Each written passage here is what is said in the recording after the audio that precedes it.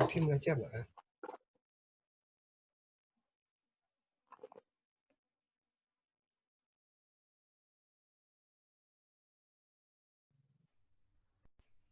Oke, Bapak Ibu semua dan juga rekan-rekan mahasiswa ya, ini sudah 10.55, sudah 10 menit dari yang tadi. Ya, kita lanjutkan lagi ya. Oke, Pak Umar. Baik, Bu. Oke, Bu. Ya, oke. Assalamualaikum warahmatullahi wabarakatuh. Waalaikumsalam warahmatullahi wabarakatuh. Alhamdulillahirrahmanirrahim. Puji syukur kehadiran Allah Subhanahu wa taala atas berkat rahmatnya ya, kita masih diberi nikmat kesehatan untuk dapat bisa berkumpul menghadiri kuliah gabungan untuk mata kuliah kimia terapan ini. Dan ini sangat luar biasa menurut saya, sebab kita semua rekan-rekan mahasiswa ya, saudara-saudara semua dapat materi itu seragam ya, dapat materinya seragam, dapat pemahamannya seragam, sehingga nanti pemahamannya itu tidak berbeda-beda. Nah, diharapkan seperti itu. Baiklah, saya akan langsung saja memulai untuk sesi yang kedua ini, yaitu dengan pemateri kita, Ibu Profesor Minda Azhar ya. Ibu Profesor Minda Azhar. Assalamualaikum Bu Minda. Assalamualaikum Bu Minda. Masih mute, Bu.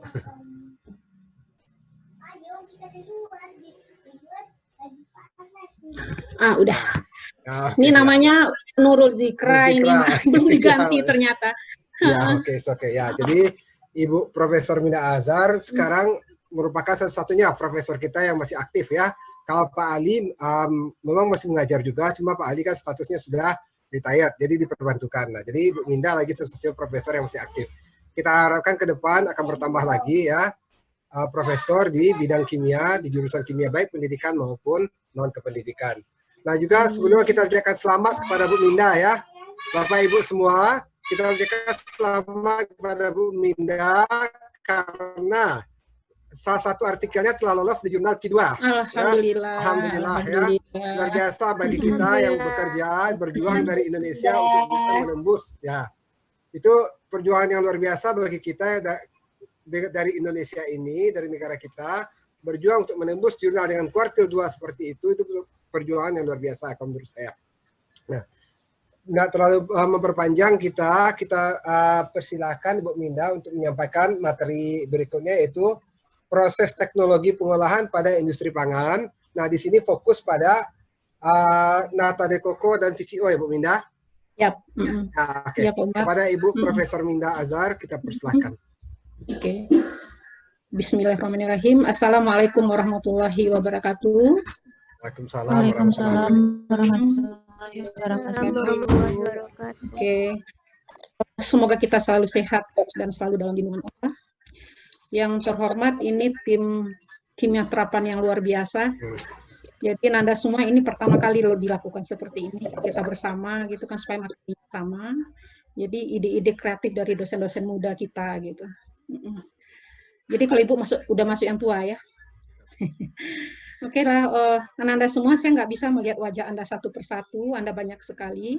Di sini sebenarnya kita berbagi pengalaman, jadi Ibu karena Ibu lebih duluan membaca gitu kan, lebih duluan mempelajari, maka Nanda belajar sama kami ya nak ya.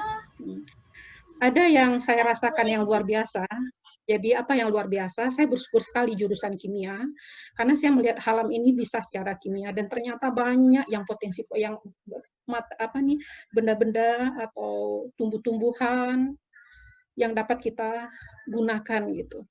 Tapi kita fokuskan sekarang tumbuhannya satu aja, yaitu buah kelapa. Tadi Bu Eka udah mencontohkan banyak, itu bisa dijadikan pembersih kain. Kita fokuskan aja buah kelapa. Jadi saya beri judul pengolahan buah kelapa menjadi nata de coco dan VCO. Itu juga saya batasi, cuma nata de coco dan VCO gitu.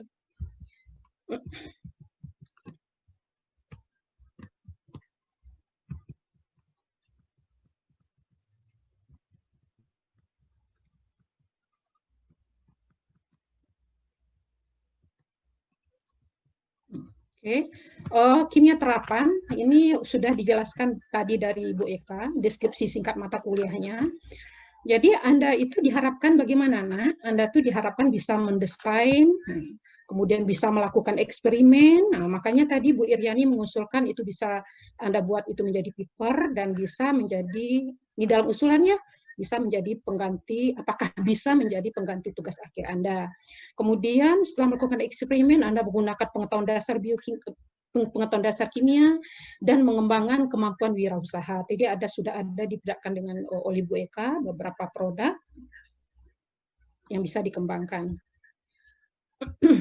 Jadi ada 4 poin yang Anda lakukan di mata kuliah ini, bukan? Kemudian untuk pertemuan 2 dan 3, jadi ini adalah pertemuan 2, nanti pertemuan 3-nya minggu depan gitu. Jadi pertemuan 2 itu saya fokuskan proses teknologi pengolahan pada industri pangan. Yang difokuskan di sini adalah nata de coco dan VCO.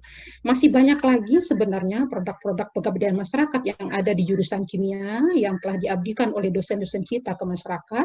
Misalnya susu nabati dari kedelai atau dari jagung, kemudian biopestisida, pupuk organik, kemudian banyak lagi nih. Ini dibagi atas, makanya dibagi menjadi 3 kelompok, yang satu di bidang pangan, satu lagi di bidang pertanian. Hari ini adalah di bidang pangan, ya Nanda? Oke, mungkin Anda kenal nggak ini? Coba lihat gambar ini. Anda kenal ini? Anda kenal ini? Apakah sudah oke nih kepakannya, pengemasannya dari sudut kimia? Maka bersyukur kita jurusan kimia ya. Dia ditaruh di buku di botol yang tembus cahaya, kemudian warnanya bisa dilihat, itu tidak berwarna ya VCO-nya. Nanti Anda bisa mengkritik ini, apakah sesuai dengan keilmuan kimia. Anda kenal ini? Sangat Anda kenal bukan? Anda sering memakannya.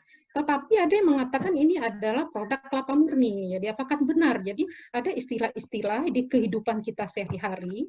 Jadi pas kita pakaikan keilmuan itu menjadi salah keilmuannya ya, atau ilmu kimianya. Itu akan kita lihat ya, Nak ya. Berarti saya yakin Anda kenal kedua produk ini dan sering kita memakannya. Jadi kalau saya merasa lemas mau pilek, saya makan ini 1 sendok sehari, VCO dibikin sendiri gitu. Ini dia kira-kira berapa tahun yang lalu ya, 2 atau 3 tahun yang lalu ini rutin dibuat di lab kita gitu. Yang rajin membuat itu adalah Ibu Yen. Beliau meninggal kalau nggak salah tahun 2016, jadi kami merasa kehilangan sekali. Beliau rutin membuat ini di lab. Nata de coco. Oke. Minum ini ada foto nih, 2 foto minuman dan makanan nata de coco. Mana yang mempunyai nilai jual? Coba Anda lihat gambar foto ini ya, Nak. Nah, ini dibuat oleh Bu Yen ini pada tahun 2014, ini ditambahin sirup nata de coco-nya. Untuk kami semua ini, anggota tim pengabdian masyarakat. Kemudian ini Bu ambil dari internet, ini mana nilai jualnya, ini mana yang lebih indah ini. Coba nilai objektif, yang mana nata de coco-nya. Yang jelas ini pandan nih ya. Kalau ini nata lebih, jadi bisa dimodifikasi gitu. Sehingga dia mempunyai nilai jual yang tinggi. Jadi Anda tuh sebenarnya ujung akhirnya itu adalah wirausaha, nah itu ujung akhirnya. Tetapi Anda membuat produk tersebut, Anda modifikasi sehingga mutunya semakin tinggi. Jadi harapannya seperti itu, gitu. Harapan kedepannya seperti itu. Kemudian tadi ada produk, tadi kan ada 2 produk saya lihat kan ya sama-sama nata de coco, tapi tampilannya berbeda gitu. Nah jadi kalau kita ingin membuat produk itu ada standar yang sebaiknya kalau kita penuhi. Kalau tujuannya memang wirausaha. Nah, salah satu standar yang harus kita penuhi adalah standar nasional Indonesia. Itu setiap produk ada standarnya. Nata de coco ada standarnya, VCO ada standarnya.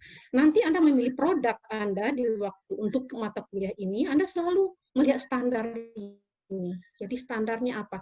Dan apa kira-kira yang bisa kita lakukan di lab kita? Ya mungkin tidak semua ya, Nak ya, karena kuliah ini untuk latihan bagi Anda gitu. Tapi kalau Anda berniat ingin betul membuka wirausaha, berarti betul-betul semua standar ini Anda penuhi, dan standar itu sebenarnya yang mempunyai nilai jual gitu. Oke, kita mumpuk nanti ini ada titik 3, berarti banyak langkah itu sampai menjadi produk. Di dalam proses ini bisa jadi Anda melakukan modifikasi gitu.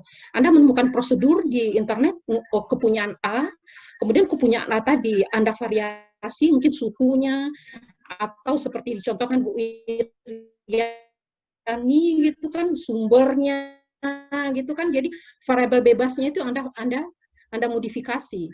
Nah, waktu Anda modifikasi itu ada alasan keilmuannya gitu. Jadi enggak coba-coba gitu aja seperti anak umur 4 tahun gitu kan mau memperbaiki jam tangan itu coba-coba itu nak. Kita bukan coba-coba, tetapi ada dasar keilmuannya untuk memodifikasinya. Jadi berarti Anda harus membaca literatur.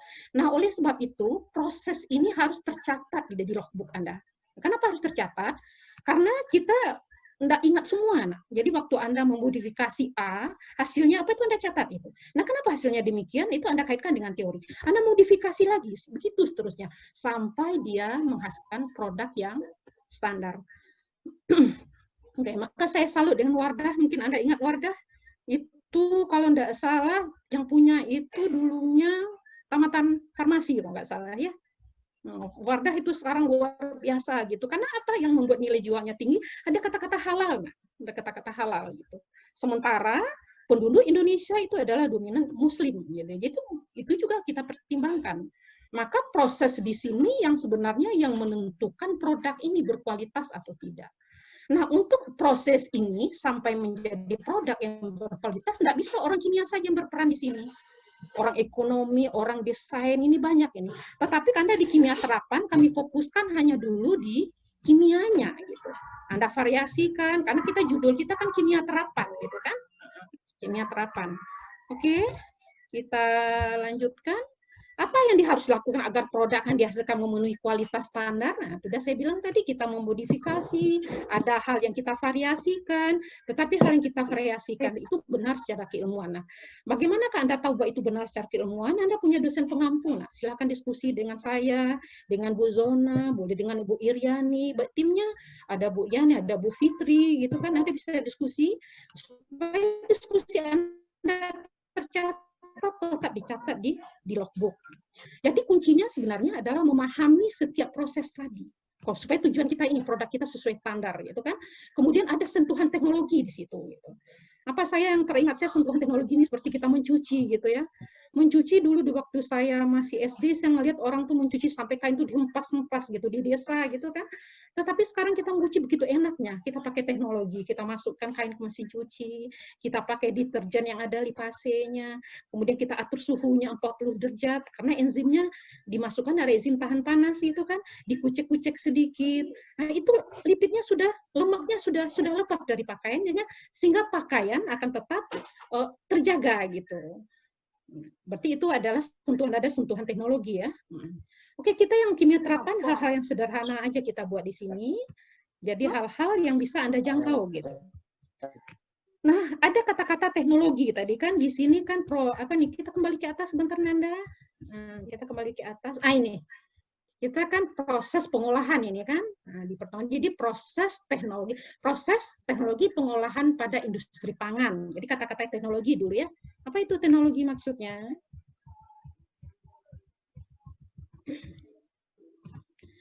Saya ambil dari Kamus Besar Bahasa Indonesia, teknologi itu adalah metode, tapi metodenya ilmiah, nah, untuk mencapai tujuan praktis. Jadi kalau ada kata-kata teknologi berarti terapan gitu.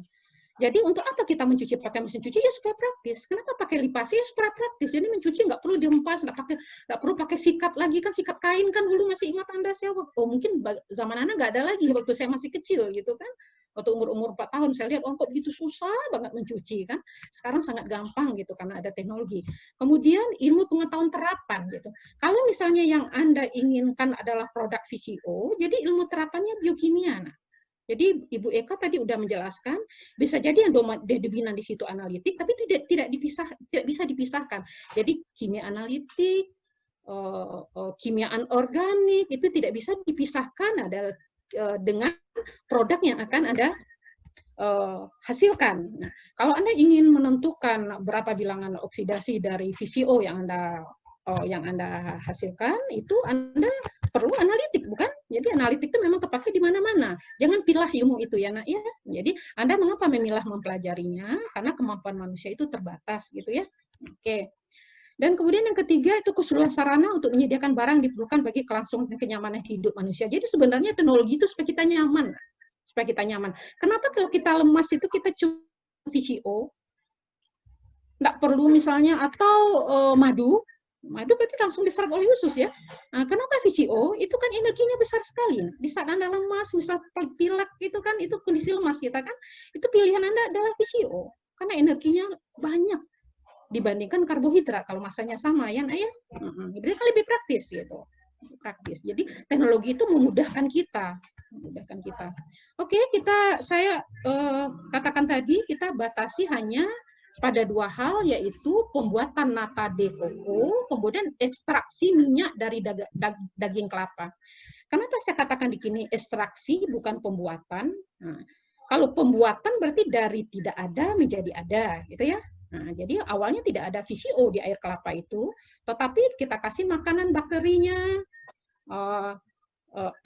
Beberapa hari kemudian terbentuk lapisan di atas air kelapanya. Berarti itu pembuatan nata de coco. Tapi bagaimana dengan VCO? Ini saya ekstraksi VCO dari daging kelapa. Itu saya tulis saja ekstraksi minyak dari daging kelapa. Jadi di daging kelapa, jangan daging kelapa yang muda, nak, yang tua, itu banyak sekali minyak. Sudah ada minyak dibikin oleh Allah gitu. Tinggal kita mengekstraksinya. Nah, kita inginkan VCO, bukan minyak goreng. Jadi tergantung dari tujuan. Kalau kita menginginkan VCO singkatan apa ya? Virgin Coconut Oil. Jadi minyak kelapa perawan gitu. Bukan minyak kelapa murni, nak. Virgin artinya perawan kan? Ya, minyak kelapa perawan. Jadi perlakuan kita terhadap santan itu sangat halus sekali supaya minyaknya tidak rusak, nak. Itu maka kata-kata virgin itu. Oke, bagaimana kita tahu supaya tidak rusak? Maka kita pelajari sebenarnya santan itu apa, minyak itu apa. Kita pelajari secara kimia, nah. Kita pelajari secara mendalam. Jadi supaya apa? Supaya kita tahu proses mana yang sebaiknya kita modifikasi. Jadi kalau Anda tidak tahu bagian mana yang Anda harus modifikasi. Jadi Anda mempelajari sampai mendalam. Mengapa bagian itu yang Anda modifikasi? Ibu, saya modifikasi lama fermentasi misalnya. Oh, kenapa sih itu gitu kan? Kalau misalnya saya biarkan seminggu dia minyaknya tengik. Loh, kok bisa gitu kan? Nah, itu kita kaji secara keilmuan gitu ya. Nah, teknologi apakah yang diperlukan? Nah, waktu kami pengabdian masyarakat itu kami menyaring itu hanya memakai kapas, di bawahnya tuh beberapa kertas saring gitu kan. Itu penyaringan bisa juga Anda modifikasi gitu kan. Proses penyaringannya. Oke. Kemudian yang perlu sebenarnya kita perhatikan sebenarnya karena kita ingin membuat nata de coco atau VCO yang berkualitas. Jadi kualitasnya ini antara lain ditentukan oleh bahan baku, kalau untuk nata de coco, penambah sumber nitrogen, penambahan sumber karbon, apakah nanti Anda tambahkan fruktosa, glukosa kah, fruktosa kah, gitu kan. Kemudian starter nata, apakah starter nata yang Anda tambahkan sudah tua, umur berapakah, itu sangat mempengaruhi hasil dari nata de coco-nya, kualitasnya. Kemudian wadah fermentasinya. Apakah wadah fermentasinya loyang atau mendalam? Atau kemudian sanitasinya. Apakah bebas dari bakteri gitu kan? Atau kotor gitu kan? Itu pengaruhnya nanti ada ke produknya. Untuk VCO antara lain adalah kita harus memperhatikan bahan bakunya, proses penyaringannya, penyimpanannya, kemudian juga sanitasinya. Kita bahas satu-satu ya, Nanda. Nah, untuk membahasnya tentu kita melihat buah kelapa dulu gitu kan. Nah, buah kelapa itu ada airnya, ada dagingnya. Kita fokuskan air dan dagingnya gitu kan. Pada dagingnya itu bisa kita jadikan kopra, tapi kita tidak bahas itu. Kita akan buatkan minyak gitu, virgin ya. Nah, kemudian pada airnya ini bisa kita kasih makan bakteri ini, tapi airnya ini kita modifikasi, kita tambahkan sumber nitrogen, kita tambahkan sumber karbon, karena nggak cukup untuk bakteri tersebut. Nah, supaya karya bakteri itu bagus, supaya nata de coco yang dihasilkan bagus gitu kan. Nah, maka kita akan fokuskan dua hal ini. Jadi untuk membuat nata de coco. VCO ya. Oke, kita lanjut. Nah, ini untuk refreshing aja ini supaya Anda tahu, nata itu ternyata berasal dari bahasa Spanyol, artinya krim. Bahasa Latinnya ini, jadi kalau bahasa Latinnya pronunciation-nya apa ini ya? Artinya terapung-apung, memang terapung-apung dia di atas permukaan air kelapa tadi gitu kan. Nah, kemudian nata dapat dibuat dari air kelapa, maka kita namakan nata de coco. Kalau nata terbuat dari tes tebu, silakan nata de apa? Kalau limbah cair tebu, silakan namanya apa? Kalau sari buahnya nanas, silakan. Anda sambung aja lagi ya, nata de apa gitu kan? Oke, kemudian sebenarnya nata itu apa, Nak? Nata itu sebenarnya adalah silulosa mikroba gitu. Mikrobial silulase ya. Jadi yang membuatnya adalah mikroba. Apa bedanya dengan silulosa tanaman? Nah, itu dikaji itu, karena kita mau memodifikasi proses gitu. Tuh apa keunggulan silulosa mikroba dibandingkan silulosa tumbuhan gitu. Kalau Anda makan sayur, berarti itu ada Anda juga sayur itu mengandung silulosa, bukan? Apa bedanya dengan silulosa mikroba? Kita zoom in lagi ya. Oke, kita masuk dulu lah ke sini. Nata de coco. Ternyata dari sejarahnya dia berasal dari Filipina. Di Indonesia dibuat tahun 1973, dipasarkan 81. Dan nata de coco adalah hasil fermentasi air kelapa dengan bantuan mikrobanya ini, Acetobacter psillinum. Apakah mikroba ini racun? Tuh, berarti kita pelajari ya. Oke, negara penghasil nata de coco Indonesia salah satunya, karena Indonesia kaya dengan tanaman kelapa ya. Oke, nah nata, kalau gitu nata itu adalah selulosa yang dibuat oleh bakteri Acetobacter psillinum. Nah, karena kita membahas nata de coco, berarti bakteri ini kita tumbuhkan pada air kelapa, gitu ya, Nak ya. Nah, mari kita lihat nata lebih dekat lagi, sampai tingkat molekuler. Kenapa kita bisa melihat sampai seperti ini? Supaya Anda bisa memodifikasinya, Nak. Supaya kualitasnya naik, kualitas produk itu naik. Ini pelajaran biokimia dasar. Mungkin materinya belum sampai ke sini, karena masih pendahuluan ya. Silulosa itu adalah polimer, jadi monomernya glukosa. Ini strukturnya, dan ternyata silulosa itu antar satu untai dengan untai lainnya juga berikatan hidrogen gitu kan. Nah, kalau orang biokimia melihatnya ini, kalau silulosa kita makan tetap silulosa sampai ke usus besar karena kita tidak punya enzim silulase. Jadi kapan ini sebagai sumber pangan? Ini sebagai sumber pangan kalau kita putus ikatan glikosidanya, dia akan menjadi glukosa. Nah, di waktu glukosa bisa diserap. Tetapi nata koko gimana, Bu? Kita makan itu sebagai serat. Nah, sebagai serat berarti dia silulosa atau nata tadi dia numpang lewat. Nah, kalau numpang lewat Anda harus kunyah dulu loh, karena besar ukurannya itu kan, ada kunyah di mulut Anda, tapi silulosanya tetap itu sampai di lambung Anda pH 2 tetap juga strukturnya tidak berubah atau ikatan ini tidak putus. Nah, kenapa kita makan itu? Karena dia sifatnya menyerap air supaya fisis Anda tidak keras gitu kan. Tujuannya itu jadi serat ya, serat. Jadi apakah berfungsi untuk menunda rasa lapar? Nah, jangan itu digunakannya, Nak ya.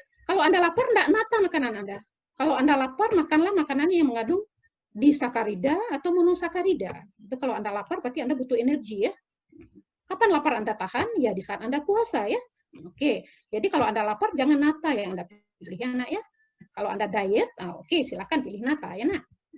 Oke, ini pelajaran biokimia dasar juga. Itu makanya setiap mata kuliah yang Anda ikuti, analitik, kimia fisik, itu bersungguh-sungguh, Nak. Karena nanti aplikasinya kimia terapan. Itu bersungguh-sungguh Anda ikuti. Jangan sasarannya nilai saja. Itu sasaran kedua lah gitu ya. Jadi silulosa tadi termasuk yang mana? Berarti dia homopolimer. Jadi monomernya seragam semuanya. Semuanya glukosa kan. Nah, ini ciptaan Tuhan ini.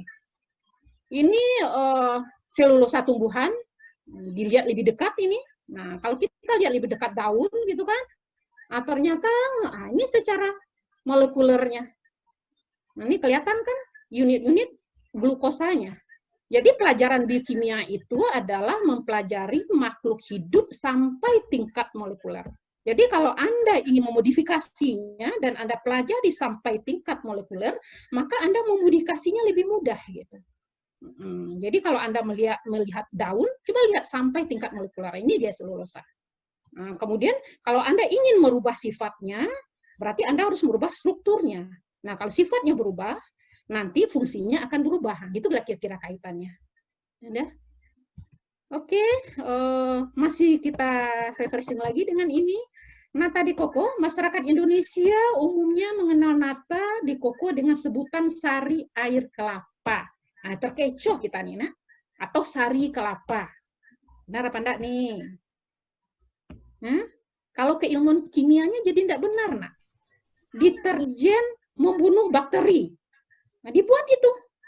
Di kantongnya tuh antibakteri. Deterjen itu tetap akan merusak dinding bakteri, tidak perlu ditulis. Tetapi tujuannya mungkin untuk supaya laris, bukan? Nah, tetapi ini apakah supaya laris? Ini jadi salah konsep jadinya. Nah, dia bukan sari air kelapa, dia adalah silulosa. Jadi kalau orang ekonomi atau orang seni yang membacanya, dikiranya nih sari kelapa gitu ya, sarinya gitu kan. Kalau sari kan berkualitas itu kan. Ya.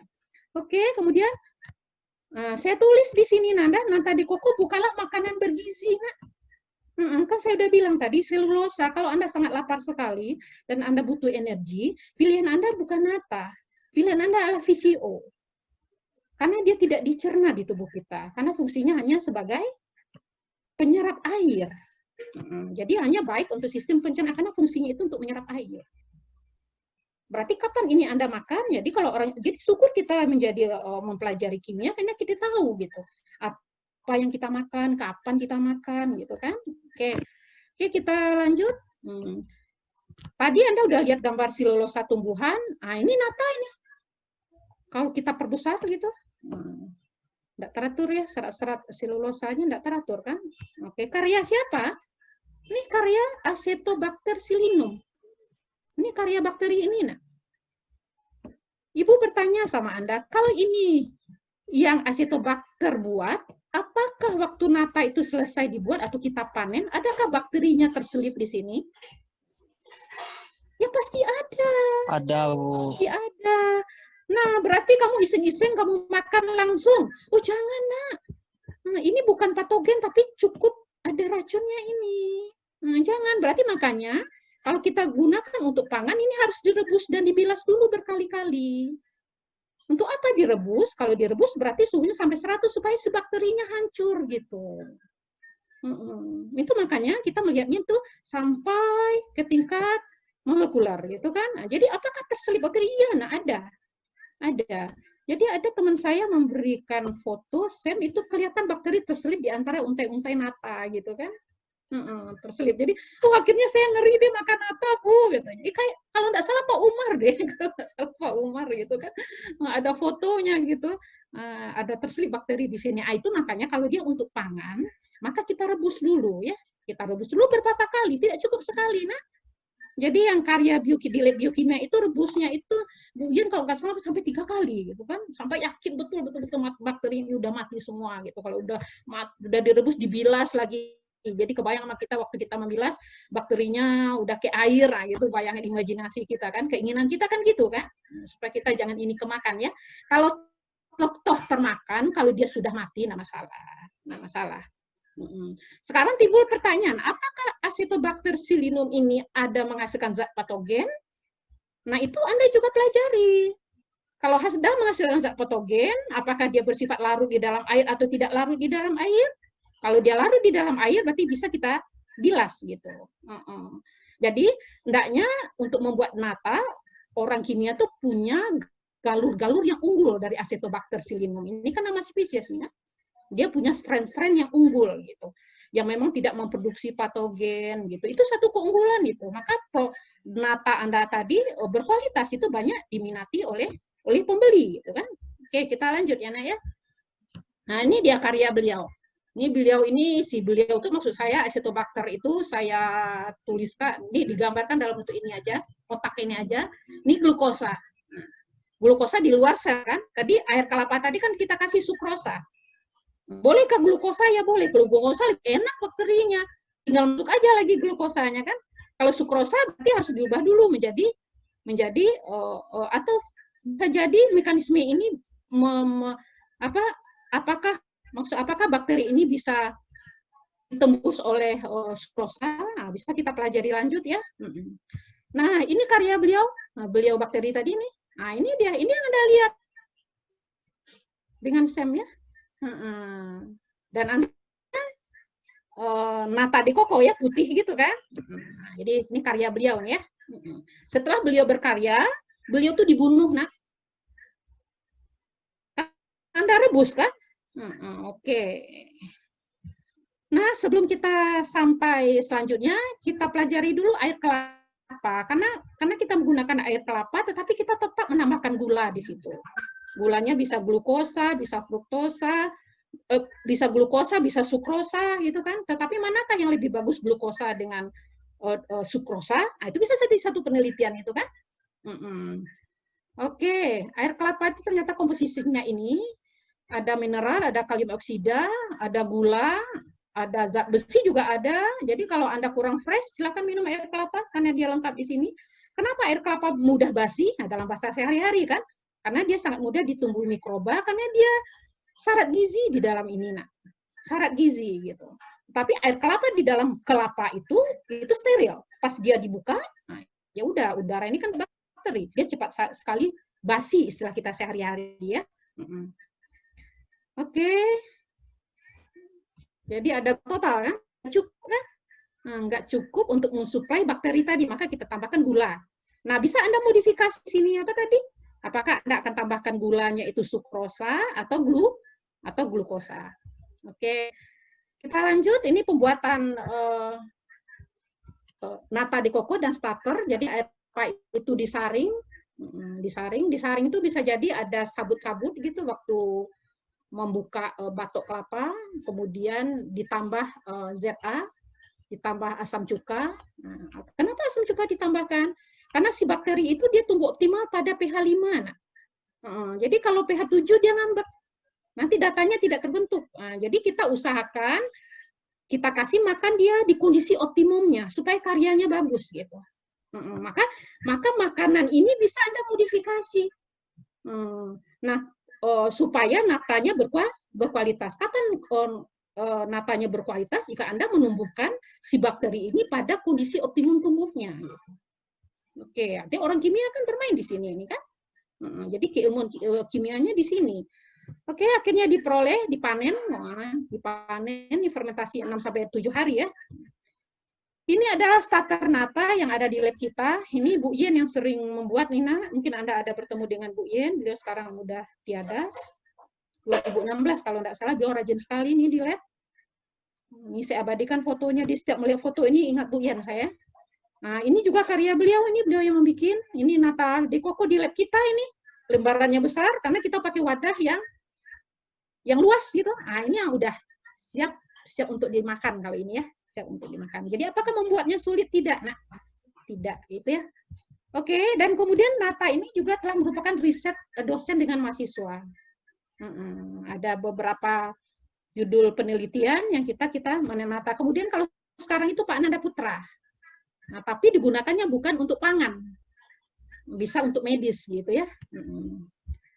Oke, kita untuk pangan ini kan hari ini. Nah, untuk kita masuk VCO. Proses teknologi, apakah yang diperlukan untuk VCO? Nah, VCO dapat diekstrak dari daging buah kelapa menggunakan metode pemanasan bertahap, metode fermentasi, metode minyak pancing. Nah, Anda bisa variasikan 3 metode ini. Nah, tapi patokannya adalah standar kualitas tadi, yang standar nasional gitu kan. Nah, itu patokannya. Nah, untuk yang ini, yang saya akan kuliahkan hari ini, itu tanpa pemanasan ya, Nak ya. Nah, ini dia singkatan dari VCO. Jadi bukan minyak kelapa murni, tapi virgin ya, Nak ya. Virgin, perawan. Siapa sih yang nggak suka sama perawan? Nggak rusak, belum rusak komposisinya, Nak. Jadi kita coba mengekstraknya dari tempat asalnya di daging buah kelapa, kita pindahin ke botol gitu kan, tapi kita usahakan tidak rusak. Itu yang virgin itu, tidak rusak dia. Jadi apa itu VCO? Minyak yang diekstrak. Jadi dia sudah ada karena di daging buah kelapa kita ekstrak, kita daging kelapa kita jadikan santan tanpa merusak komposisi kimianya. Itu makanya kita makan virgin gitu. Atau bahasa Indonesianya minyak kelapa perawan. Tetapi kalau Anda punya Anda ekstrak minyak kelapa kemudian Anda tulis minyak kelapa perawan, mana yang lebih laku dibanding Anda tulis virgin coconut oil? Kayaknya lebih laku bahasa Inggris ya, Nah ya. Secangkir tea itu lebih laku daripada secangkir teh gitu ya. Itu nilai jualnya lagi kan. Oke, kalau secangkir teh itu mungkin 4.000, secangkir tea mungkin jadi 25.000 ya. Nah, jadi mungkin nilai jualnya VCO lebih pada dia isinya itu aja sama gitu kan. Oke, sebutan nanti di masyarakat kita itu disebut minyak murni. Itu tidak tepat, nah, tidak ada kata murni di sini. Kalau murni itu maksudnya tidak tercampur dengan dengan zat lain. Jadi kelapa murni, nah, itu lain lagi itu kata-kata murni itu ya. Nah, jadi hati-hati dengan kata-kata murni. Kemudian kalau VCO itu dia berwarna putih kalau kita bekukan ya, berwarna putih, tetapi dia cairan yang tidak berwarna, jadi tidak berwarna dia. Kemudian baunya unik. Khasiat VCO ternyata banyak, Nanda. Ini udah diteliti oleh Bu Iriani dengan mahasiswanya. Jadi udah banyak kita meneliti tentang ini. Yaitu Bu Iriani itu sebagai antibakteri yang diteliti ada tahun berapa ya? 2017 kalau tidak salah. Nah, sekarang kita mau membeli bahan baku nih. Apakah kita pilih kelapa muda, kelapa setengah tua, atau kelapa tua? Ya tergantung produk yang kita inginkan ya. Kalau kita menginginkan air kelapa untuk diminum, maka pilihan kita adalah kelapa muda. Tapi kita menginginkan minyaknya, berarti kita pilih adalah kelapa tua. Coba Anda bandingkan. Nah, nanti orang kimia bermain di sini nih, nah. Orang kimia. Berarti kalau kelapa yang tua, berarti kita carinya lemaknya bukan?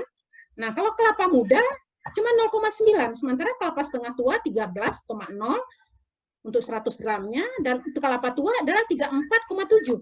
Maka pilihan Anda jatuh pada kelapa tua. Nah, itu semua orang sudah tahu tuh, bahwa kelapa tua itu adalah kelapa yang banyak minyak kan gitu kan? Nah, itu semua orang tahu. Ini dasar ilmiahnya. Jadi kalau Anda berkomunikasi nanti di jurusan, selalu ada dasar keilmuannya. Anda lihat kan datanya kepada dosennya ya, Nak. Oke, kemudian di air kelapa itu banyak juga, ada vitamin C juga ada, kemudian ada tiamin, ada fosfor, ada kalsium. Ternyata kalsium di kelapa tua lebih banyak ya. 21 mg.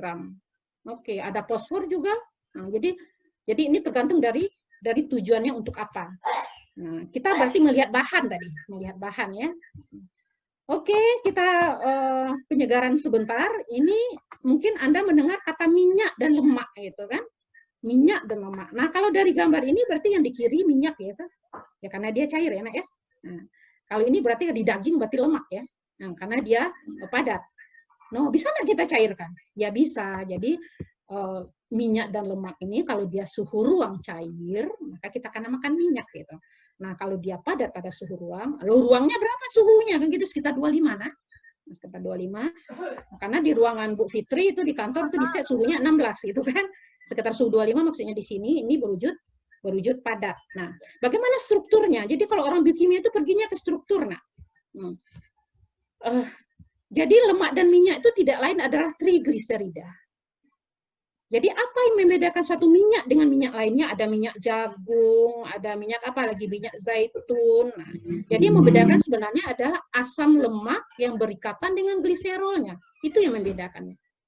Dan kemudian asam lemak ini berbagai macam. Nanti ada materi kuliahnya lipid di biokimia dasar. Anda ikuti dengan serius ya. Nah, kalau VCO berarti dominan dia ini kan. Nah, ini kita jaga supaya jangan terhidrolisis menjadi gliserol dan asam lemak. Nah, kalau dia terhidrolisis berarti ada air di dalamnya. Diusahakan VCO itu betul-betul kadar airnya itu rendah gitu. Nah, berapakah standarnya? Nanti ada standarnya. Nah, bagaimana menyaringnya supaya standar itu bisa kita capai? Oke, lanjut. Ini di lab biokimia kita ini. Nah, ini berhubungan dengan teknologi. Bagaimanakah cara, nah ini kalau santan didiamkan kan tahu kan ada dua lapisan kan? Ada lapisan atas dan ada lapisan bawah. Lapisan mana yang banyak minyak? Lapisan mana Nanda yang banyak minyak? Lapisan atas apa lapisan bawah? Atas. Nah ya, atasnya itu lapisan bawah kita buang bukan? Nah, bagaimana kita membuangnya? Ya. Dia membuangnya pakai selang ini. Ini yang teknologi itu. Nah, Anda mungkin bisa mendesain tempat ini supaya ada keran di sini di bawahnya. Supaya Anda tinggal mutar kerannya aja, turun dia. Bisa jadi Anda modifikasi seperti itu kalau Anda ingin skala besar. Kalau ini kan membuat untuk pengabdian masyarakat, jadi kecil gitu kan. Jadi Bu En bantu dengan selang, tentu lapisan bawahnya terbuang kan. Oke, ini bisa Anda modifikasi. Kemudian didiamkan semalam, apa yang terjadi? Itu udah terbentuk minyak kan di atasnya.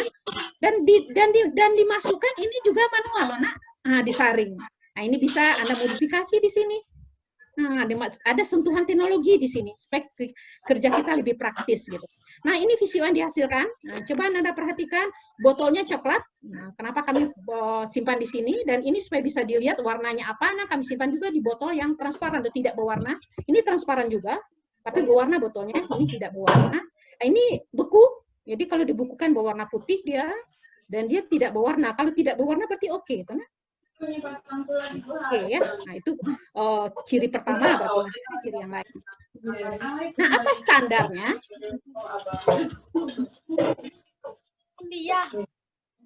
Standarnya, coba Anda perhatikan, kadar airnya adalah 0,1 sampai 0,5. Berarti Anda ukur kadar airnya kalau memang tujuan Anda untuk menjual gitu.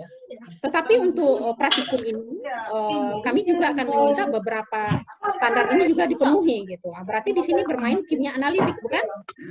Kemudian Anda bisa tentukan bilangan iodnya, bilangan apa nih? Bilangan penyabunnya, kemudian bilangan peroksida.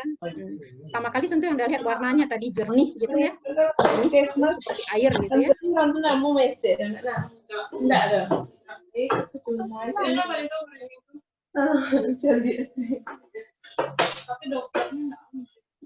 Enggak ada ya. Iya, tapi kan dari jam pulang itu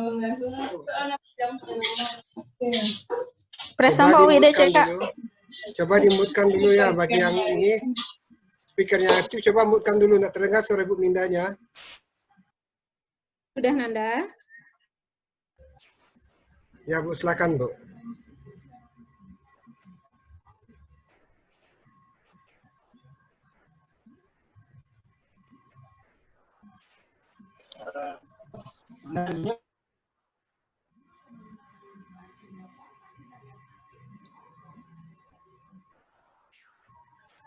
Silakan Bu Minda.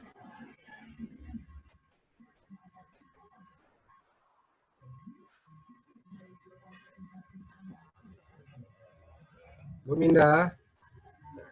Masih mute Bu, Ibu masih mute.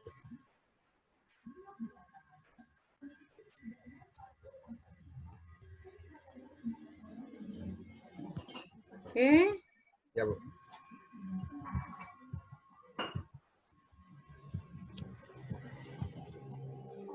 Nah, silakan mahasiswa dibuka forum diskusinya di setiap sesi Anda. Itu ada pertanyaan yang berkaitan dengan pembuatan nata de coco dan ekstraksi minyak dari daging buah kelapa. Saya harapkan jawaban Anda bervariasi dan saya harapkan ada ide di situ gitu. Jadi proses mana yang sebaiknya dimodifikasi, alasannya apa, teknologi apakah yang diperlukan pada beberapa tahap. Nah, tadi saya sudah sebutkan contohnya. Jika santan dipanaskan sampai mendidih, kita dapat juga memperoleh minyak. Mengapa minyak yang diperoleh berwarna kuning? Nah, silakan itu Anda jawab, wahai mahasiswa kimia. Kemudian agar nata de coco dan visum punya nilai jual, apakah langkah yang Anda tempuh? Silakan. Saya harap kreativitas Anda muncul di sini, Nanda. Karena zaman sekarang itu yang perlu dipentingkan, kreativitas gitu. Jadi jawaban Anda berbeda dengan teman Anda, dan kalau ada saling mendukung, kemudian terjadi diskusi, maka Anda masuknya di forum ya, Nanda. Anda semua, Anda masuknya di forum, Anda bisa berdiskusi di dalam kelas Anda.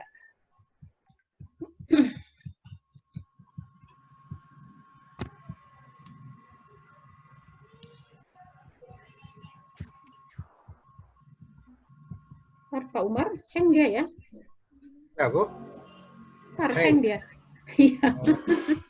Mungkin ini jaringan mungkin, sebentar Bu. Ya, sebentar sabar ini. Ya, suara saya sampai ya Pak Umar, jelas? Sampai sangat jelas Bu, very clear. Oke.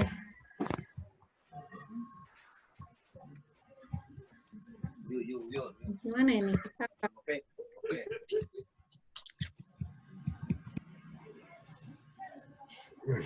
Stop dulu. Bentar, saya ulang lagi.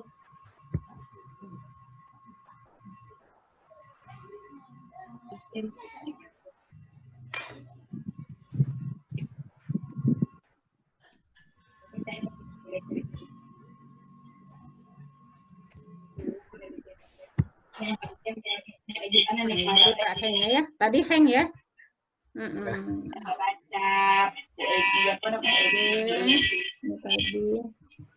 Ini udah sampai di sini kan?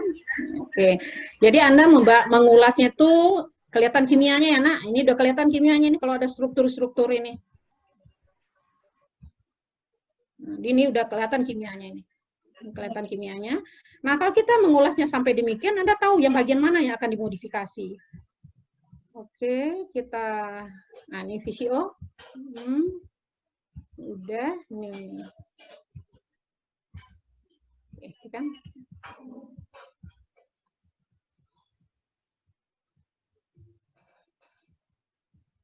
Oh, ada di VCO. Nah, di proses di ekstraksi minyak dari santan kelapa ini kita hanya mendiamkan santan bagian lapisan yang paling atas itu semalam, kemudian besok udah lepas minyaknya. Jadi minyaknya dari sistem kolloid ya. Jadi kalau kita melihat santan, nah santan itu sebenarnya adalah minyaknya itu terperangkap oleh protein. Nah, minyaknya itu terperangkap oleh protein. Jadi butiran-butiran itu sebenarnya ada di santan gitu, yang ada di air gitu kan. Nah, gimana supaya lepas minyak tadi?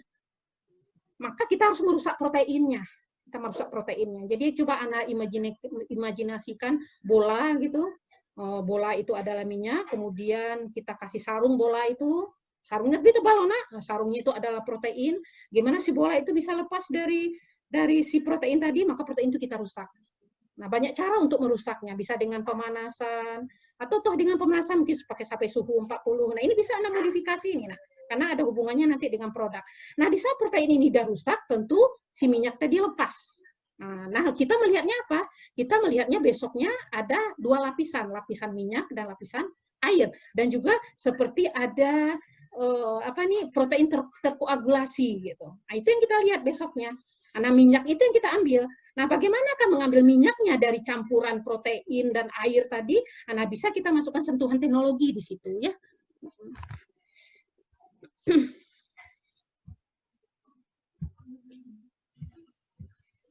Oke, ini udah tadi. Ini minyak yang dibuat di lab kita ini, yang di lab kita. Ini lab kita nih, nah. Tapi kita masih pakai meja ini. Sekarang kan udah meja batu ya.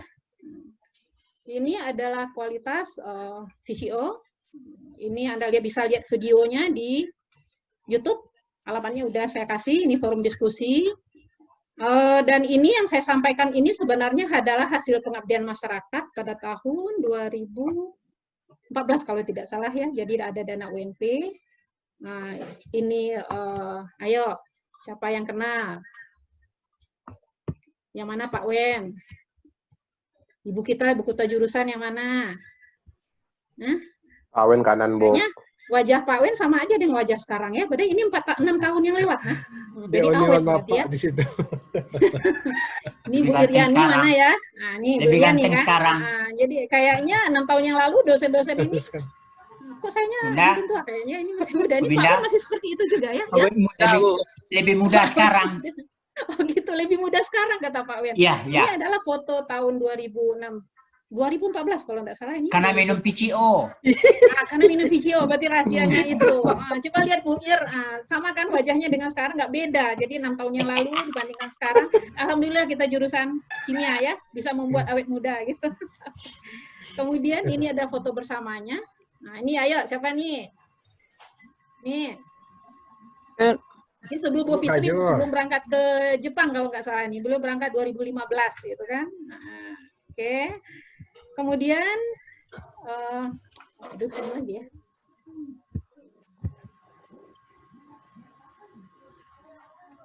Oke, ini siapa Anda tahu dosen Anda siapa itu?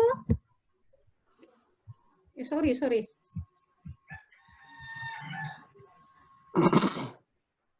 Nah, ini tadi kan supaya lebih besar. Nah, ini foto yang di atas. Ini siapa Anda?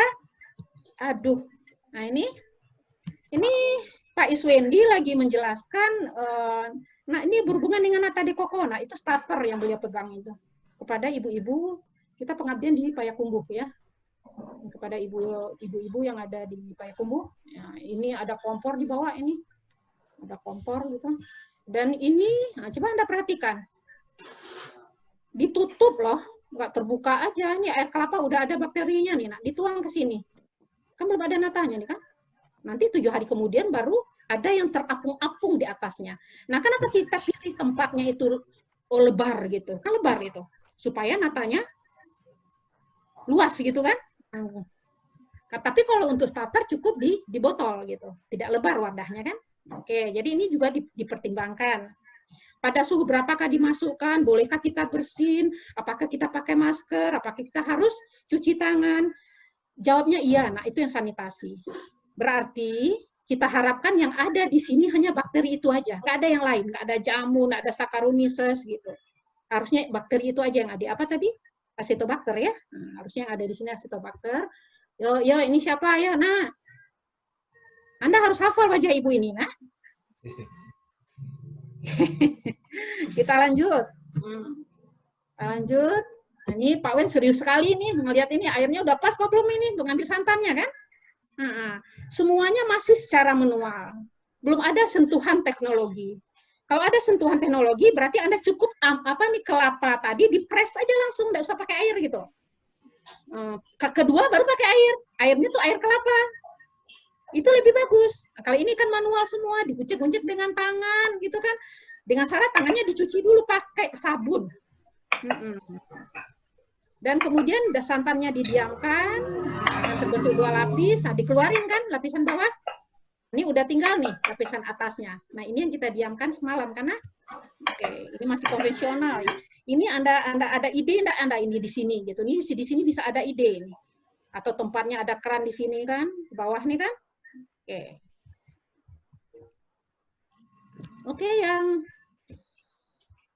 terakhir. Oh, itu kayaknya yang terakhir deh. Yang terakhir. Saya kembalikan kepada moderator. Semoga bisa membuka wawasan mahasiswa. Karena ini kerjanya masih manual. Sentuhan teknologi bagian mana ya? Kayaknya kalau untuk VCO kita masih manual ini. Jadi kalau ada sentuhan teknologi, maka kerja kita akan efektif dan Anda bisa berjualan dengan skala VCO yang volumenya jauh lebih besar dan kualitasnya jauh lebih tinggi. Nah, itu nanti akan kita diskusikan di kimia terapan gitu. Harapan kedepannya adalah Anda nanti sebagai sambilan Anda sebagai orang kimia bisa seperti ini, nah. Kalau Anda punya waktu gitu ya. Nah, terima kasih Pak Umar, saya kembalikan kepada Pak Umar. Baik Minda, terima kasih Bu Minda ya. Bagaimana saudara-saudara semua? Luar biasa bukan? Super sekali Pak. Biasa Pak. Luar biasa Pak. Oke ya. Biasa Pak. Jadi kimia itu bukan serumit, bukan sesulit yang kita bayangkan ya. Karena kimia itu ada dalam kehidupan kita sehari-hari, ya kan?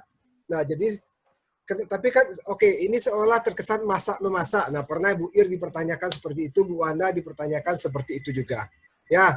Tapi sebenarnya memang chemistry is like cooking, ya. But don't lick the spoon, oke? Jadi kimia itu ya seperti memasak, tapi jangan jilat sendoknya, oke? Kalau jilat sendoknya berbahaya, oke ya. Nah, jadi seperti yang Bu Minda sampaikan tadi, ujung dari perkuliahan kita ini nantinya adalah wirausaha ya Bu ya. Kimia terapan ini wirausaha dan saudara nanti menghasilkan produk ya. Nah produk itu usahakan memenuhi standar nasional. Bagaimana untuk bisa mencapai standar itu? Lakukan modifikasi. Nah pahami prosesnya dari hasilnya, pahami prosesnya, kemudian hasilnya kaji sampai ke tingkat molekulernya ya. Nah jadi satu hal yang tadi yang Bu Minda sampaikan tadi kan masih ada acetobacternya kan Bu? Nah itu ya, coba. Coba Anda berimajinasi dengan apa?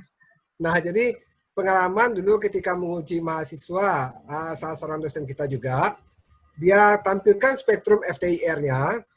Nah, ternyata dalam spektrum FTIR nata yang sudah dicuci itu, masih ada ureanya, masih ada nitrogennya. Nah, jadi artinya apa? Masih ada terperangkap nitrogen dalam matriks selulosa tersebut, gitu ya. Jadi itu makanya perlu dilakukan pencucian ya, Bu ya. Yep. Nah, jadi juga makanya penting membaca jurnal seperti yang Bu Minda sampaikan dan Pak Wen dan Ibu kita tadi, penting membaca jurnal itu kenapa? Karena disitulah kita bisa melakukan modifikasi sehingga nanti diperoleh sumber-sumber yang memang food grade ya, food grade. Nah, oke. Jadi ada yang bertanya di sini, silakan kita buka ya. Berapa pertanyaan dulu Bu? 3 dulu Bu. Boleh, silakan. Oke, silakan kalau ada yang bertanya ya. Silakan, atau Bapak absen dari sini. Coba aktifkan semuanya videonya. Kita mau lihat apakah betul-betul mahasiswa kita ini mesti struggle nih, berjuang di sini untuk mendengarkan ya. Karena memang luar biasa sekali ini kan. Selama ini orang menganggap oh kimia, semua kimia. Jadi dalam asumsi masyarakat awam itu kimia itu hanyalah obat-obatan ya, atau alat-alat pembersih yang ada di rumah kita. Tapi sebenarnya yang ini pun kimia juga gitu ya. Nah, Memang silakan kimia. kalau ada yang bertanya. Nah, Memang kimia, Pak Umar.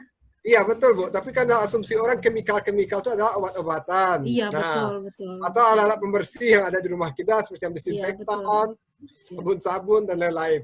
Gitu. Nah, itu yang berusaha nanti kita rubah di lingkungan masyarakat kita karena kita seorang kimiawan ya. Oke, silakan siapa yang mau bertanya? Aruna?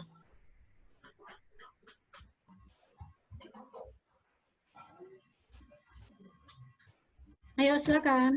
Nah, oke. Hah? Rizky? Silakan. Biasanya Rizky ini sering bertanya ini. Ya, ini. Coba yang lain semuanya aktifkan ininya ya. Nah, ini mungkin Pak Nah, Umar. Ya, Bu. Kalau seandainya mahasiswa ada menemukan sesuatu di desanya dan itu baru, Anda masukkan PKM. Nah, kimia terapan juga jalan. Yes, Itu lebih Bu. bagus. Itu lebih Yes, bagus Bu. sambil menyelam minum air gitu. Betul. Nah, itu baru dijamin jadi tugas akhir Anda kalau Anda menang tingkat nasional, bukan? Begitu kan, Pak Umar? Ya, harapannya seperti itu, Bu. Oke. Sebab memang di beberapa universitas telah melakukan, dan kita sudah ada wacana dari ini. Pak Rektor, tinggal kita menunggu SK yang ininya, Bu. Ya, Yap. SK yang ada tertulisnya itu, Bu, sebagai buktinya nanti. Gitu. Ayo, Silakan. Izin bertanya, Bu. Oke, Ya, siapa ini? silakan Anda. Hasanatun Nisa, Pak. Siapa? Panggilan Nisa ya? Hasanatun Nisa, Vindi panggilan, Bu. Ya, Vindi. Hasanatun Oh Nisa, ya, ya. Vindi panggilannya. Ya. Oke, NK17. Oke, silakan. Ya. Mohon maaf sebelumnya, Bu. Vindi mau nanya yang soal bakteri Acetobacter, Bu. Jadi kan penelitian Vindi emang arahnya ke tentang bakteri Acetobacter ini, Bu. Jadi Vindi mau nanya, Bu, bakteri Acetobacter ini bisa kita simpan dalam suhu ruang atau kita ada perlakuan khusus agar bakterinya tetap hidup, Bu, selama beberapa hari, Bu? Oke, bagus pertanyaannya ya. Itu Vindi, bagus pertanyaannya. Nah, bakteri itu bisa kita simpan bertahun-tahun malah bisa kita simpan. Nah. Jadi bisa kita simpan sehari, 2 hari tergantung cara menyimpannya. Kalau Anda menyimpannya di stok gliserol, nah nanti kalau misalnya Vindi mau menyimpan di stok gliserol itu bisa tahan 1 sampai 2 tahun. Kita tambahkan gliserol, berapa ada komposisinya, nanti kita masukkan ke freezer gitu. Itu bisa tahan sampai 2 tahun. Kalau di suhu ruang Anda taruh di medianya itu setelah makanan di media itu habis, itu akhirnya dia mati semua gitu kan. Maka Ibu Yen dulu starter nata itu atau Acetobacter itu memang diperbaharui gitu, karena dia simpannya di suhu ruang, diperbaharuinya sekali sebulan gitu kan, karena simpannya di suhu ruang. Jadi untuk stok berikutnya kita bisa simpan di kulkas ya, selama itu masa simpannya 1 sampai 2 tahun. Atau bisa juga di suhu minus 70, itu malah lebih lama lagi, nak. Jadi kalau kita punya galur-galur yang unggul, harusnya kita mengkoleksi bakteri-bakteri tersebut gitu. Jadi kita tidak mencari lagi di luar gitu kan. Nah ini misalnya penelitian Pak Nanda gitu kan, beliau menggunakan galur yang mana gitu, spesiesnya tetap sama, tapi mungkin galur berbeda. Itu kalau udah dapat galur unggul, itu kita simpan gitu. Jangan mahasiswa mencari lagi galur baru gitu. Vindi, pembimbingnya Pak Ananda Putra? Iya, Bu. Nah, ya pas kan? Nah, berarti Anda membuat nata sebenarnya, tetapi aplikasinya di bidang kesehatan ya? Iya. Iya, Bu. Biomedis, Bu. Nah, biomedis ya. ya. Biomedis. Nah, tadi Acetobacter. Iya, Acetobacter. Nanti tadi nih ada kabar ilmiah dari Pak Umar, katanya nata itu pas di FTIR ya, Pak Umar ya? Ada nitrogen. Saya justru berpikiran gini, karena selulosa itu kan ada OH-nya itu kan. Apakah karena pemanasan nanti OH-nya berikatan dengan nitrogen? Nah, bisa jadi gitu. Kan dia setelah kita campurkan dan panaskan, bisa jadi dia terjadi reaksi kan? Bisa jadi gitu. Jadi bukan urea bebas gitu. Kalau urea bebas, Ibu rasa setelah dibilas itu dia sangat larut di dalam air, dia udah pergi itu. Tapi N-nya bisa jadi terikat pada O-nya gitu. Saya berpikiran seperti itu, Pak Umar. Oke, Bu. Oke. Gimana yang lain? Oke, bagaimana Vindi, sudah? Sudah, Pak. Terima kasih, Bu. Pak. Ya. Jadi risetnya Pak Nanda, hendaknya terlink juga dengan biokimia supaya galur-galur unggur itu kita simpan gitu. Dan penelitian bisa kita tingkatkan terus. Oke, selanjutnya mungkin kita tunjuk saja satu orang ya Bu, anak Bu Minda ini ya. Oh iya boleh. Coba boleh. Ferdi ada pertanyaan, Ferdi. Ferdi Henfi, silakan. Pak, bentar Pak, beri dipanggil Mbak Bunda, Pak, bentar Pak. Oh, bukan panggil Bunda. Ya bagus tuh Lagi Bunda. belajar. Iya, lagi belajar Bu Minda kan. Iya. Oke, silakan ya yang ada pertanyaan. Kan menarik sekali ini ya. Oke, yang dari pendidikan mana ini? Kan bisa juga nanti untuk buat modul ini ya.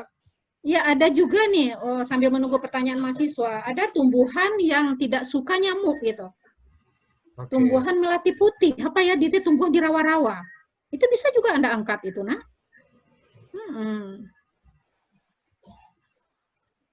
Serai memang nggak suka nyamuk ya? Serai ya, ada infonya Bu. Ada Tapi kata mahasiswa minyak. Tumbuhan melati putih katanya yang tumbuh di rawa-rawa itu bisa juga itu. Anda bisa masukkan ke PKN kimia terapan iya juga. Jadi sekali dua lah sekaligus gitu kan. Oke, silakan Anda. Ayo silakan ya. Mungkin karena jelas sekali enggak Bu Minda? Enggak tahu nih jelas apa enggak nih. Sangat jelas. Harusnya karena jelas itu dia lebih bertanya harusnya. Ya, silakan. Siapa itu tadi?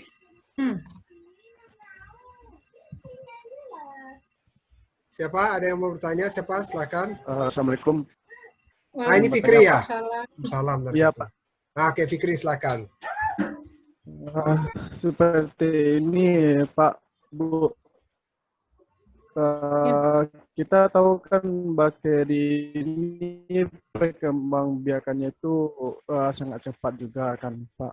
Bu. Ya, cepat ya. Terus kalau saat kita menggunakan nata de coco di nata de coco itu kan Pak, Bu, bisa nggak nata de coco itu kita ambil sedikit sebagai starternya untuk nata de coco selanjutnya seperti itu Pak, Bu? Terima kasih. Pertanyaannya apa Nanda? Ya, itu Bu, nata de coco yang sudah jadi dijadikan starter untuk nata berikutnya gitu maksudnya Bu. Oh iya, oke. Ya. Yang dijadikan starter kasih, itu bukan ya. nata de coco-nya, Nak. Yang dijadikan starter nata de coco-nya di atasnya kan? Nah, ini nata de coco yang jadi starternya tuh ininya, Nak. Nah, ini banyak bakteri ini.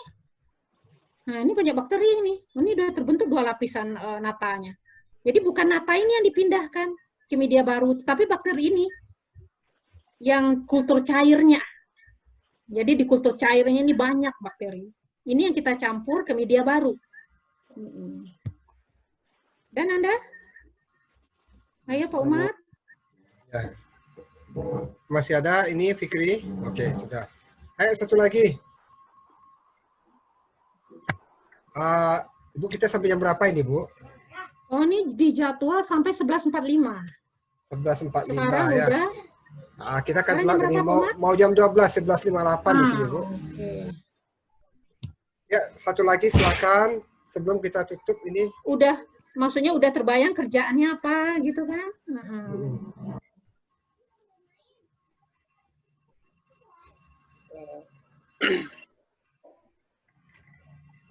Assalamualaikum Pak.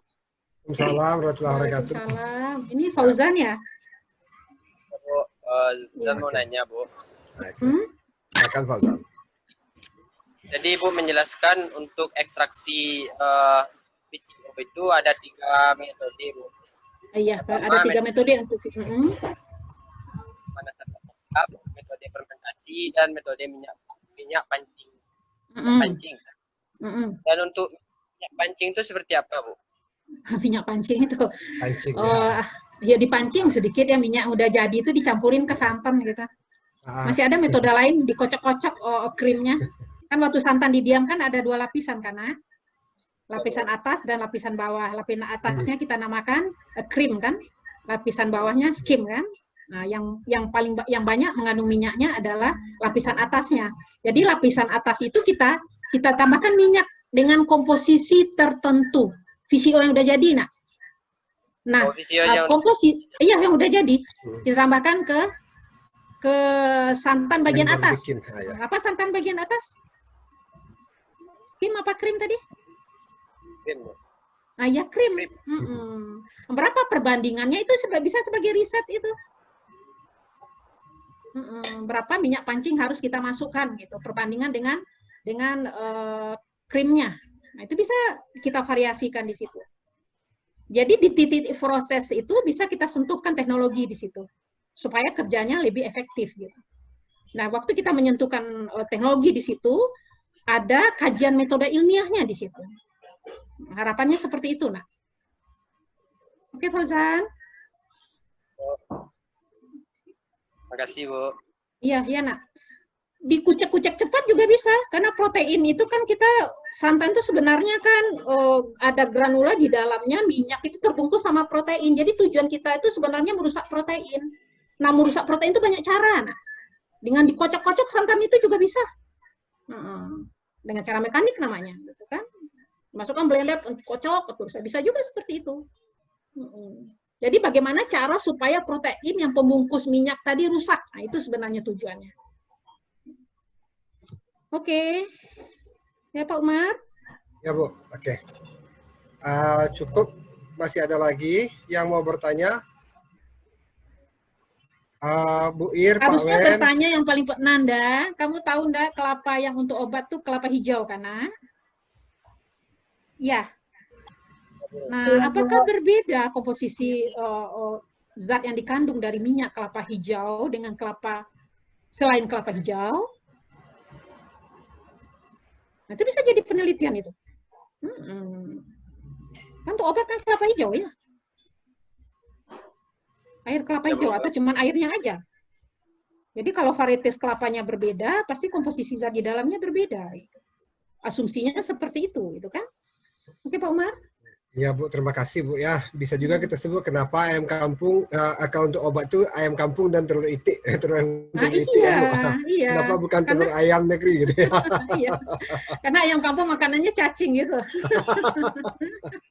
Oke. Iya. Terima kasih, Bu Minda. Coba kita minta kalau ada tambahan dari Pak Iswendi, Bu Iriani, Bu Fitri, Bu Eka, Bu Zona, Bu Wanda, Bu Faizah, ya. Silakan kalau ada tambahan. Pak Wen, Bu Ir, Bu Fitri. Iya, Pak Wen. Pak Iswendi, silakan, Pak. Jempol tunjuknya besar sekali, Pak. Langsung ke kamera ya. Iya. Ya, silakan, Pak. Yang belum pernah bertemu dengan Pak Wen, udah bisa bayangkan Pak Wen, udah bisa kan? Nah, tuh. Asik. Oke, terima kasih Pak Umar, terima kasih Bu Minda. Ya, tadi ada beberapa pertanyaan dan pertanyaan itu sebagian besar sudah bisa dijawab itu. Seperti Bu Minda tadi membandingkan komposisi kimia kelapa hijau dengan kelapa yang tidak hijau, sudah ada penelitian, tinggal kita apa saja itu. Kemudian penambahan minyak pancing juga sudah ada kita lakukan di labor kita. Alhamdulillah. Ya, enzimatik juga sudah. Nah, yang belum pakai itu, bromelin ya. Ya. Lupa Pak Wen pakai bromelin kita dulu ya. Ya, sudah ada ya. Yang belum pemanasan juga sudah. Yang belum itu dengan namanya metode sentrifugasi. Oh, kita kucek-kucek. Ya, bukan dikucek-kucek, kalau kucek-kucek beda itu ya. Jadi setelah kita lihat alatnya itu memang sudah agak canggih, Bu Minda. Di sana ada pengaturan RPM. Oh iya. Nah, jadi kalau kita mau meneliti alatnya kurang lebih sekarang 15 juta gitu satu itu. Oh, berarti variabel bebasnya RPM-nya. RPM kemudian waktu. Oh, waktu. Ya. Nah, baru nanti kita karakterisasi, maka dapat nanti mungkin RPM 3000, waktunya 30 menit. Nah, hasilnya seperti ini.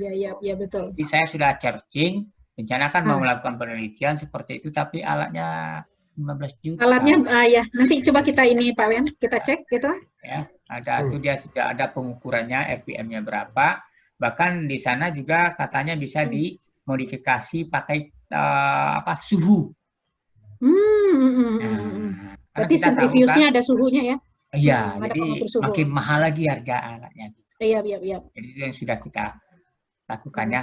Cuma nanti di mahasiswa satu lagi tekniknya dengan pakai freezer, tapi itu nggak bagus hasilnya. Di freezer nggak bagus hasilnya. Karena dari analisa karakteristik pada kimia terapan tahun kemarin itu hasilnya jauh di bawah standar SNI. Maka berarti nggak bisa dijual berarti. Fermentasi biasa saja itu jauh ya. Salah satunya rancidity-nya tinggi. Oh, oke. Nggak laku minyak kita berarti itu. Iya, jadi kan ada standar kata Bu Minda tadi kan. Tapi Pak Wen mungkin masih ingat waktu kita nambahin enzim? Barangkali itu saja tambahan-tambahan dan biarkan nanti muncul suatu ide-ide kreatif yang dimodifikasi apanya sih? Ya betul. Saja. Ya, dengan kelapanya dimodifikasi. Pak, kelapa ditukar dengan kepala nggak bisa itu ya. Oke, terima kasih Bu Minda, Pak Umar. Iya. Ya, terima kasih Pak Wen. Ya. Pak Umar bisa tambah sebentar Pak Umar? Ya, silakan Bu Minda. Tadi udah diingatin Pak Wen itu ya Nanda semua. Kami juga pernah tuh riset tim dengan Pak Wen itu ngambil VCO-nya itu pakai enzim yang ada pada nanas, bromelain gitu. Itu kualitas minyaknya bagus, nak. Tapi sayangnya dia jadi berwarna gitu karena warna dari minyak itu warna kuning ya Pak Wen ya. Nah, jadi kalau kita label itu kalau untuk Papain juga Bu Minda. Papain juga udah ya. Warna hijau. Hijau jadinya kan. Nah, jadi kalau sementara karakteristik VCO tadi salah satunya warnanya adalah tidak berwarna ya. Bening gitu, tidak berwarna ya. Warna bening nggak ada loh Pak Wen. Colorless. Tidak berwarna. Oke, colorless. Berwarna ini ada. Oke, kalau kita pakai bromelin itu ternyata karakteristik minyaknya memenuhi standar gitu. Tapi kalau kita label dengan VCO, warna-warnanya kuning, jadi bingung juga masyarakat melihatnya kan. Nah, bagaimana? Mungkin Anda ada ide diapain gitu? Oke, terima kasih Pak Umar. Ya, baik Bu Minda. Masih ada lagi Bapak Ibu yang mau menambahkan, Bu Ir, Bu Fitri.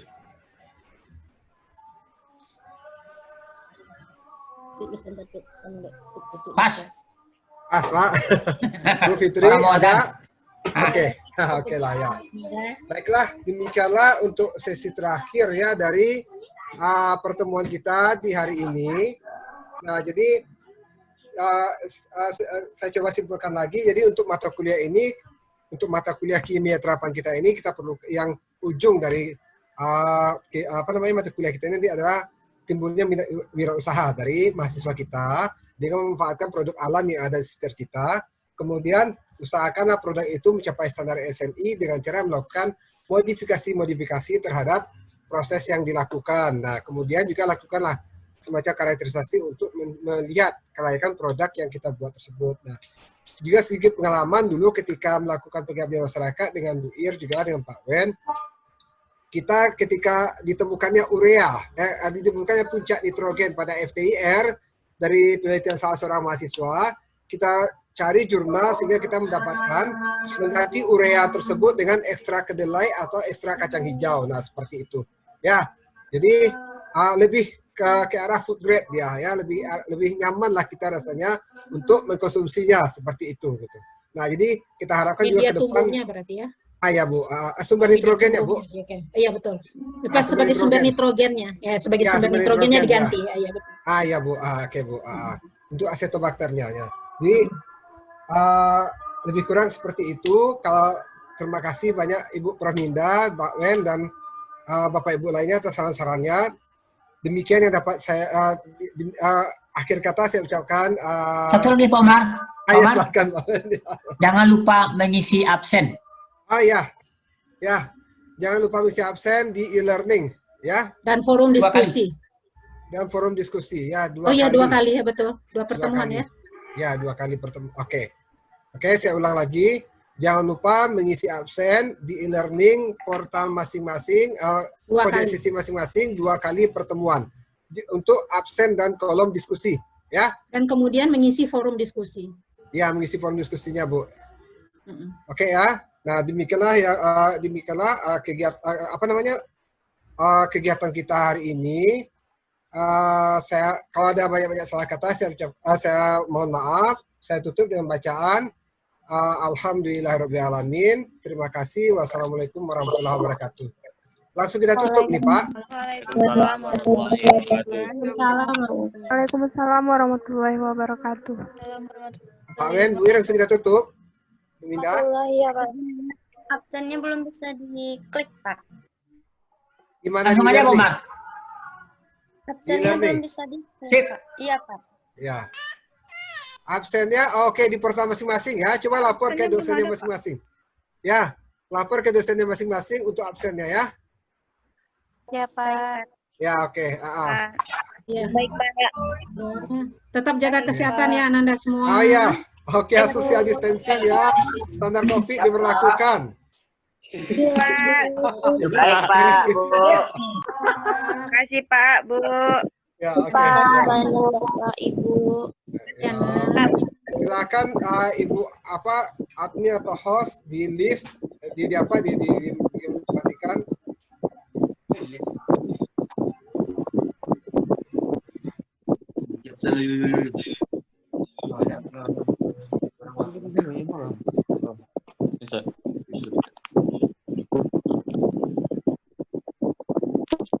Halo Bu I.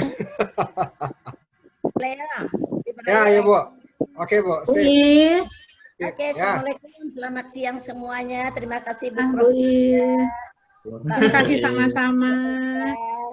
Bu Zona. Umar, siapa pamit ya? Ya, Bu. Bu Minda. Ya. Ferdi tadi nggak jadi bertanya, Bu. Oh iya. Nah, itu Pak Umar. Ya, langsung aja lah ke Ibu ya nanti pas diskusi. Oke ya Bu. Ya, saya pamit dulu semua ya. Ya mahasiswa semua, Ibu pamit. Ya, Assalamualaikum warahmatullahi wabarakatuh. Terima kasih Pak. Yola Angelina, ya COVID ya, standar COVID berlakukan masker. Iya, Pak. Di kelas itu ya. Di kelas itu ya. Oke lah ya, Assalamualaikum ya. Waalaikumsalam. Waalaikumsalam warahmatullahi wabarakatuh.